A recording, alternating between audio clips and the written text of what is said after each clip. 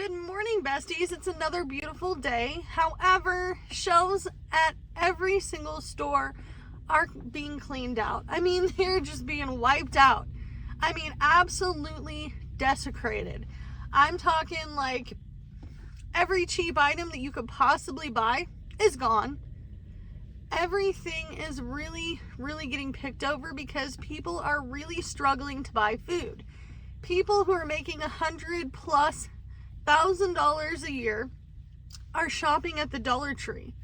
And my Dollar Tree looks crazy empty. When I went there yesterday to get mailers for my Etsy shop, I was like, what happened to all the food you guys just stocked? I mean, they just did a whole reset of that store. It looked beautiful, and now it's like an empty, toothless pumpkin. I mean, like, it is just crazy pants empty. I went to Grocery Outlet this morning when they opened, and I said, I'm going to get some more of that cereal that I bought 2 boxes for 98 cents. Gone. They're gone. That blueberry cereal with the little ghost on the front, and it's got the marshmallows in it. It's gone.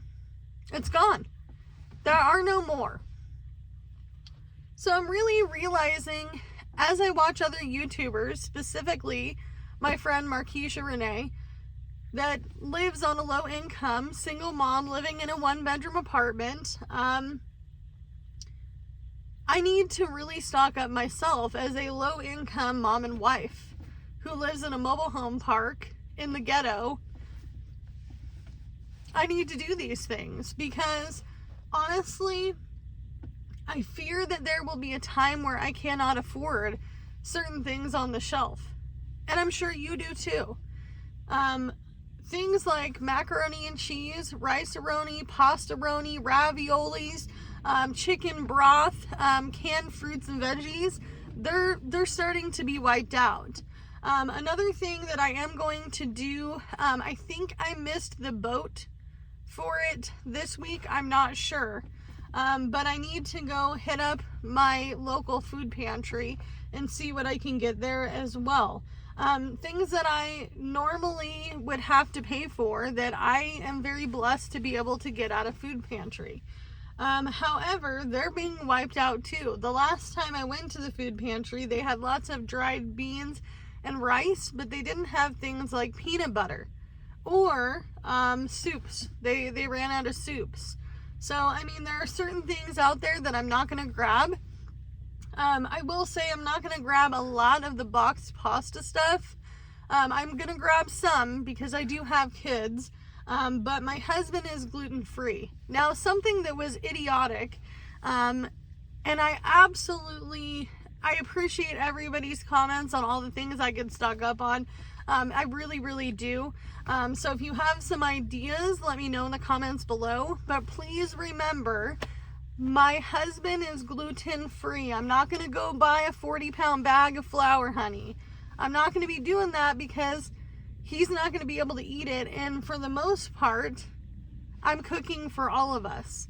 So even though there are some things that I would love to stock up on because it's cheaper, I will probably have to stock up on a big bag of gluten-free flour because of the fact that, you know, I'm cooking for the majority of the family.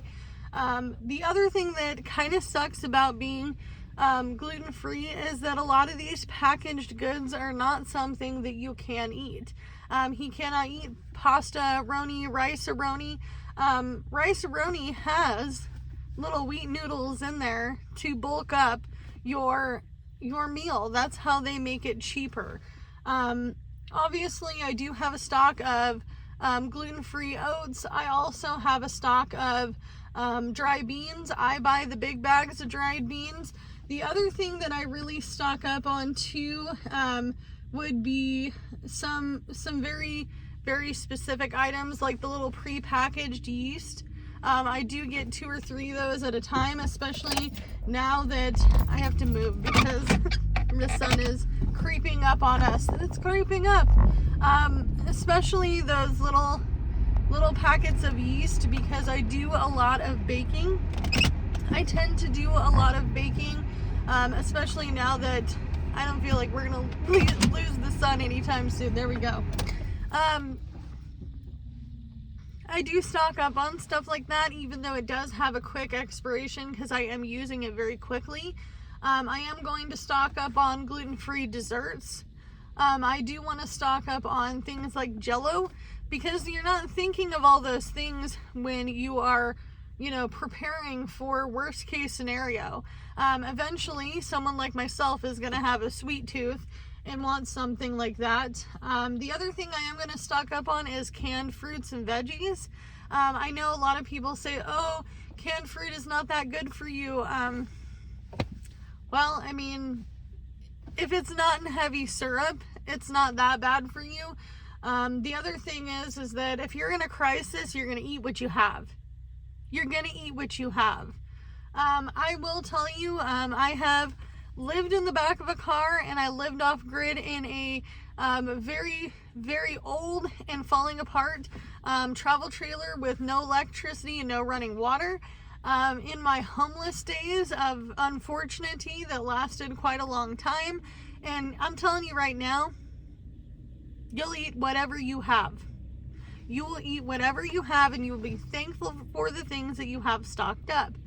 Now, when I lived off the grid for some of those years of homelessness, I was very due diligent about stocking up on things that I knew that I couldn't just run to the store to get.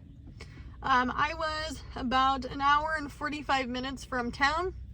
I did have to drive to town to work. However, when I was in town, I was very thoughtful about the things that I was, getting while I was there because I wasn't going to take a second trip later. So I'm kind of feeling the same way now. I'm like, how can I conserve my gas if I'm not out there working, doing gig working, if I'm not out there driving to my second job, which I hope will start very, very soon. I'm just waiting on the background check. They said it could take up to a week. If I'm not going to the doctor, what am I doing with my time and with my gas? Because my time and gas is very, very, very important. And I can't just, decide, oh, I'm going to just go, to the grocery store. Let's just go to Costco today. Let's do the one trip kind of situation. That is not how this works. That is not how I'm going to be doing things from here forward. I'm going to be very thoughtful about every single dollar that goes out the door. I'm going to be very, very strict on certain things when it comes to my utilities. My utilities have been really high. I have been turning off my heat during the daytime, even though we're kind of trailing off of winter into spring. We're still getting very cold days. If we're not home, I'm turning the heat off. I'm going to turn it off. It's not cold enough where my pipes are going to freeze or where my animals aren't going to be comfortable. I'm turning it off. I'm going to turn it off during the day when I'm not there. I'm going to turn it back on at nighttime when it starts to get cold.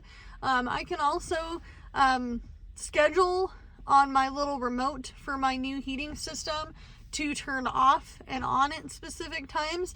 So I'm going to program that this evening. I have noticed a big difference in my electricity bill, and I will show you that electricity bill in a budgeting video where I do like a budgeting update or we talk about what bills have been paid. But everybody's struggling out there. At this point in time, we need to lift each other up. And really, honestly, we just need to be there for each other as a community because it is so very important for people to have support during a rough time in this economy. Now, I will say that this feels kind of like 2008. I was a young, very, very young adult. I just became an adult and had lived a couple years of adulthood when the 2008 crash happened, and I will say this feels very close to it. Very, very close. The only thing that's different from the last time is that things were still affordable. I was still able to go out and buy cereal for like $1.50, $1.98 for a decent box of cereal, or, you know, ramen for like 20 cents a pack back then, or 10 cents a pack, depending on how many you bought. You are still able to, you know, see things on the shelf, where right now we're just not, because people are freaking out. People are freaking out, and when that's making me freak out, you know, and obviously there's always going to be some sort of food, or we hope, on the shelves, but it's a matter of whether it's going to be affordable or not. So stock up on the things that you know you will eat. Make sure that you're not going overboard with it. If you are not going to eat it in the next 6 months to a year, only buy a certain amount of that item. If it is something that you eat on a regular basis, let's say you eat oatmeal every day for breakfast, like me, that's been my recent breakfast, then definitely stock up on those items. Don't be afraid to stock up on canned things. Some canned items are still good after the expiration date, as long as, you know, they aren't dairy related. And even then, you can, you know, check it out. Don't just throw it away because the expiration date is bad. I had a can of green beans that I ate with my lunch yesterday, that were expired 3 months, and they were still good, and I ate them anyway. I'm fine. I'm here today.